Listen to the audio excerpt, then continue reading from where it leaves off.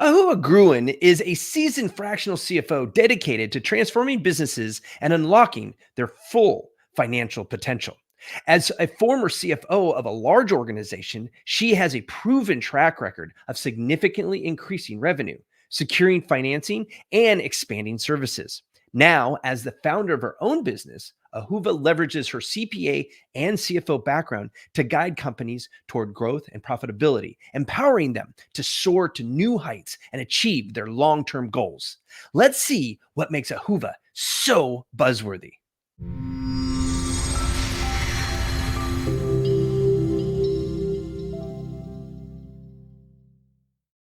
Welcome to the show, Ahuva. How are you doing today?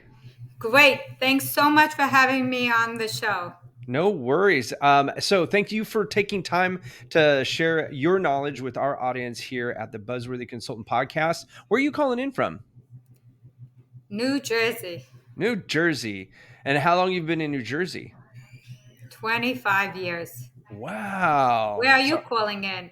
I'm calling in Where from are just you? south of New Jersey in Virginia, and just outside of Richmond, Virginia. That's So, a nice place. oh, thank you very much. Yes, we enjoy it very much so. The last place we lived in was in Illinois, and we like this a lot better. I lived in Alaska for 17 years, and Oh, that's so cold. just about as cold as New Jersey, where I lived in Anchorage. It's yeah. The so let's talk about your business. So let's give a little synopsis of how long you've been in business and what your business is and who you serve.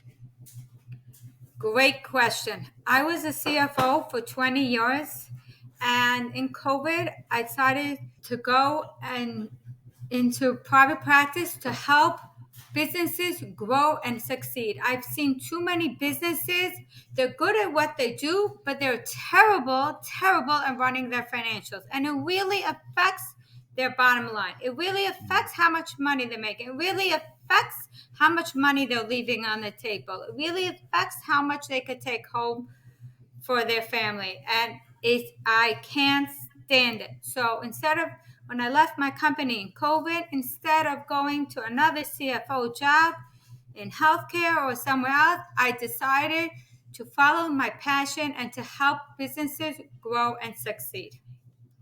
So let's talk about that, because when people talk about being a fractional CFO or even accountants, they'll talk.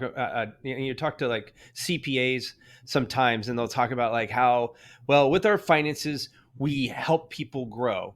And to the layman, the person who doesn't understand what you do, what I usually hear people say is that, well, it's just accounting for the money that's in there. So how does a fractional CFO help their clients actually grow through the financial services that you provide?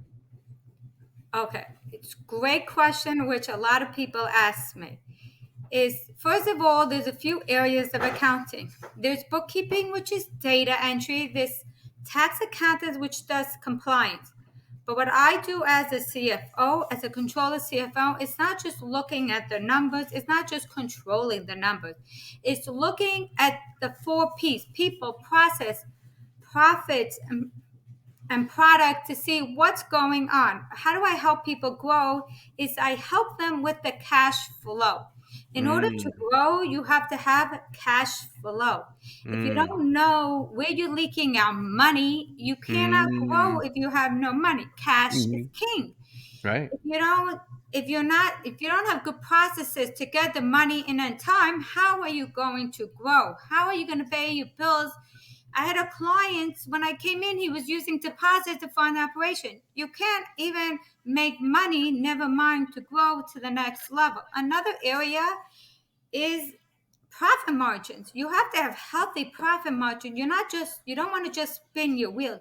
You have to have Mhm. healthy profit margins Mm, in order to make money, to have good KPIs, net profit margin, gross profit margin, in order to fund your operation, in order to take home money to your family, in order to grow.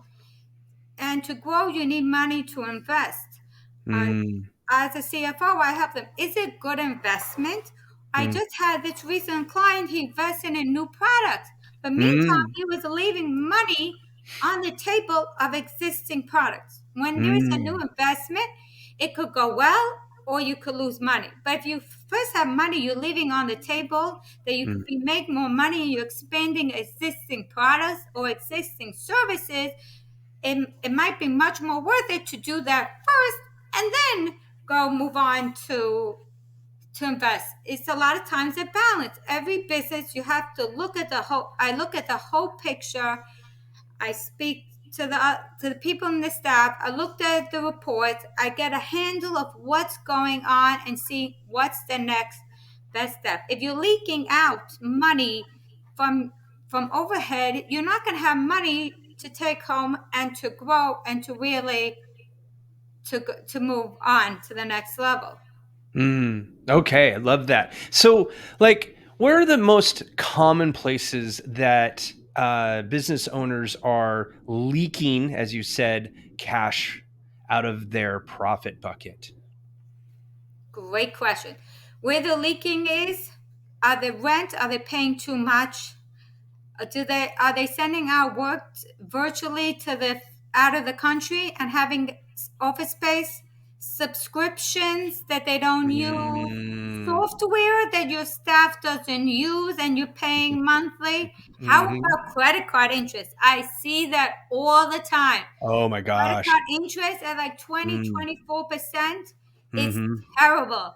Mm, If you know how to budget and you know how to keep your expenses down and forecast for the slower months, then you won't have to rely on credit card interest, which eats your profit and could mm, really make someone go under.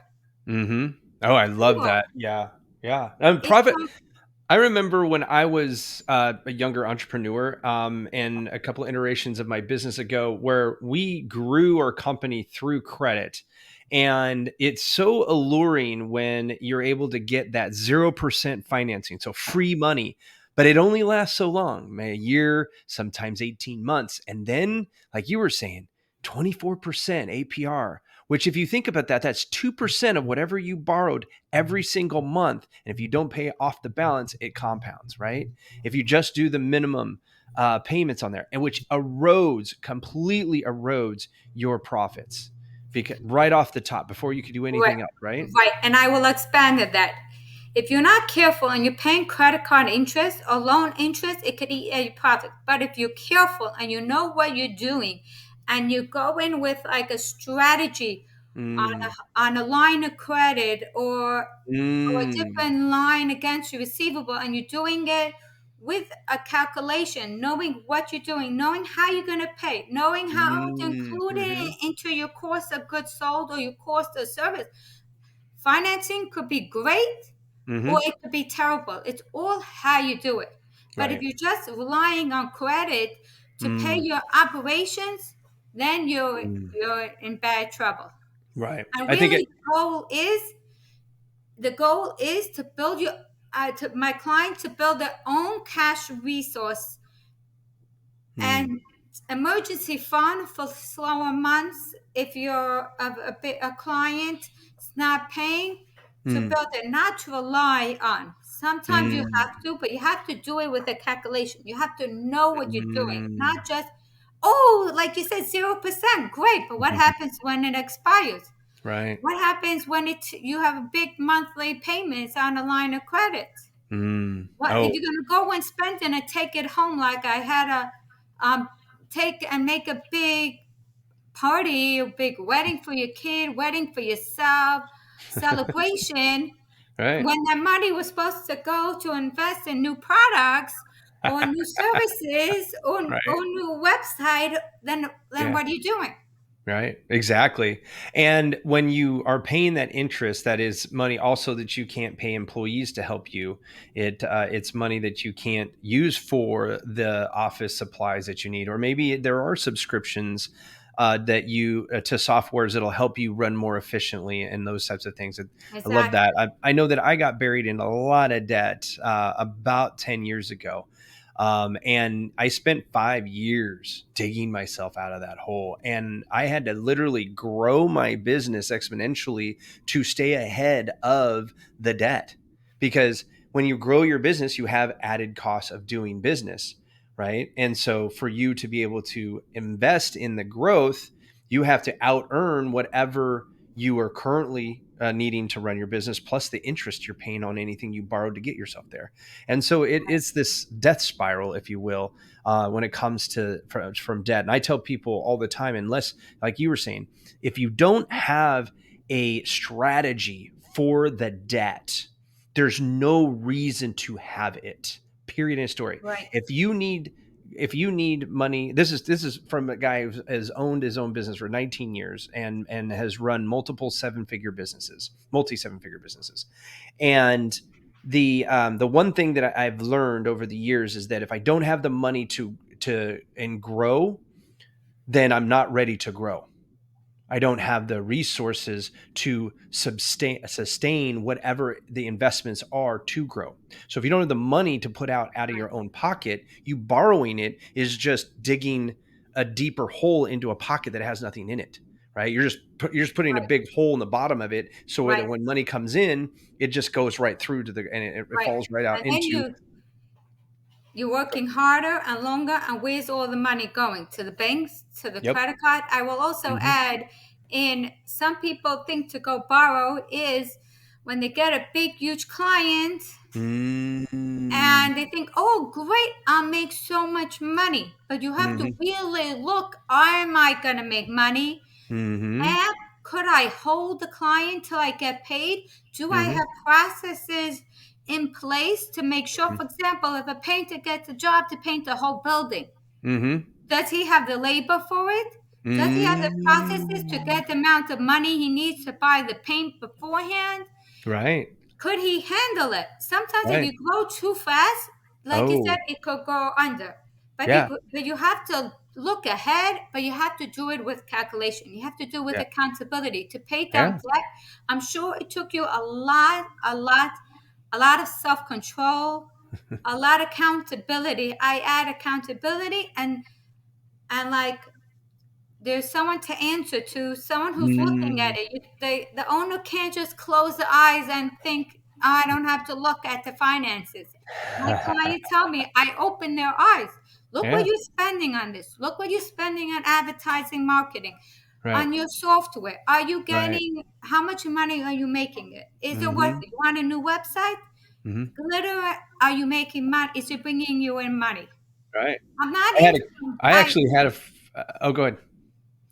I'm not against investing, but there's a time and place for everything, and it 100%. has to make sense. It Right. has to make dollars and cents. It Yes. really has to. And Yes. it's like, that's what I'm all about. It's like, that's how you're helping the grow. In order Mm-hmm. to grow and to do well, you have to know what's going on. You have to plan. And no one person, either if they're not good at it or Mm-hmm. they don't have time, you can't do everything. No one Right. can do everything. So Right. I'm like, and finances touch every part of the business. So Sure. it ends up, I'm very hands-on, I'm very holistic, Mm-hmm. really to really, I look at the whole picture. If you have issues with Mm-hmm. your labor and operation, it's gonna affect your bottom line. If you're issues Mm-hmm. with customer satisfaction, it's gonna affect the bottom line. Issue Mm-hmm. where you're leaking money, your credit card interest, how much money you're taking home. It's not the personal, but how much money you're pulling out of your business, it affects your bottom line. Right. Right. And a lot of people, it's funny because you have business owners who don't pay themselves their own salary. They go off of whatever's left at the end of the month, right? And they don't budget their own income throughout there. Well, if I make money, I'll take money. And it's like, well, what happens when you have a bad month? What happens when you have a really good month and you take a bunch of money, but then the next month you have a bad month and you can't take any money and you spent all the money you took. Yeah, having that That's bad. strategy is definitely there. The so I what? will add to that Oh, go is ahead. that every owner should take money, should take a steady amount, and they should grow. No one's working for free. We're working Right. to support a family. It'll lead to burnout. But if you Mm-hmm. take too much, if Mm-hmm. you're having like a huge you're barbecuing a cow, your business is like a cow, you won't be able to milk it for years to come. But Right. you have to take out money, but take out a set amount of money Mm-hmm. that it makes sense for the business size and for yourself, for your Mm-hmm. family. But Right. don't just pull everything out, and don't pay your personal things from the business. You Oh, won't know yeah. what A is you're gonna have to pull it out for taxes, and B, you won't get a clear what you don't realize what you're taking out, what you're Mm, spending in your personal, and you won't, and it'll blurry up the picture of what things are costing in your business. It looks like maybe I'm not making money in the business, or I'm making too much. You, mm, you have to really know. yeah. Clarity is number one. So what size business should start looking for somebody like you to help with this fractional CFO or fractional controller type of service? Start once they hit like a million, Hmm. 2 million, until Hmm. they're big enough, depending on the industry, to need a full time. Because this way they're just paying. It's much more financially effective Hmm. because they're just paying what they need. They're not paying benefits. They're not paying taxes. Hmm. It's a much healthier. And so Uh, you're saying, so for the fractional stuff, like from you're saying about $1 million to start looking at a fractional CFO. yeah. Okay. Yeah, that makes sense. That's we say about the same for a fractional CMO. Yeah, so you can use coaches and consultants up to about 1 million, maybe 2 million, depending, like you said, on the industry. But then about that's like when you start getting into the seven figures, it's like you need more strategy on all of the things around you. And having fractional controller, it can be. I think you could probably even do that probably a little before the seven figures or $1 million, Right. because a controller doesn't quite do as much as a CFO, but definitely can find those I holes that offer you're different packages. I had some businesses smaller. running. I offer different packages to Hmm. different businesses depending on their needs, depending, on their Yeah, business. right. That makes sense. So before we run out of time, I want to give you an opportunity to help our audience that maybe they're not quite ready, or maybe they don't know if they are in that space where they're leaking a bunch of stuff. Is there any like takeaways you could give our audience of like where to start in realizing where they're at with their cash flow? So, great point. Look, really have clean books, reconcile monthly, not 6 months later, not at year end for taxes. Number one, look at it, see line by line. What's things costing you? How much income are you making? What's cost of goods sold? Mm, How much money you making per location or per mm, service? To mm-hmm, know really, to get number one, an understanding, to know on your pricing. Are you priced right? But the problem is that a lot of business owners, women or men, they think they're pricing right. When I come in, mm, they think they're pricing right. Why am I? I'm not making money at the end, but they don't realize. So the most important is open your eyes. What's going on? mm-hmm, Look at your financials monthly, mm, mm, minimum mm-hmm, quarterly, not at year end, to know mm, what's to see. Really be honest with yourself when you're looking at it.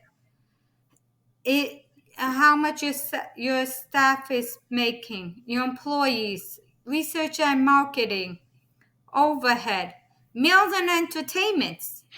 A lot of businesses, I need to fast food. It's like my drug of choice, but it's costing your business on the bottom line.